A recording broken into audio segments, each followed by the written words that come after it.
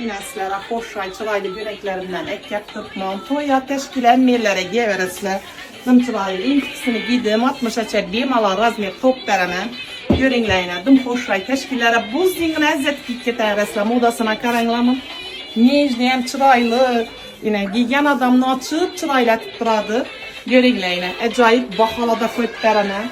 350'lik yönetim fakat kanalımdan gellere bana abone olup yakınlarını bilgilep samolyotunu birbirine uçururken klientlarımıza patlıçlarım zaman 250.000 son etek veremem görünleyle.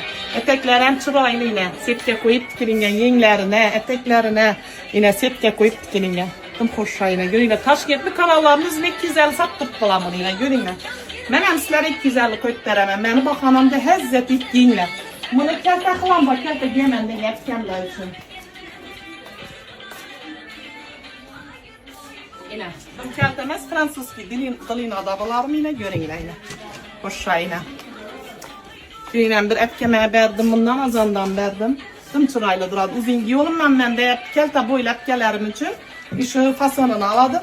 Yine uzun giyecek epkelerime bu fasonunu veremeyle. Tüm hoşçay. Görünleyine günden güne dım hoşay fasolla getirdi hezzetip yingle hemmesi sizler için. Ben Firuze Banu'dan sizlere acayip yengilikle, acayip aksiyala gelip faydalanıp kalın azizlerim.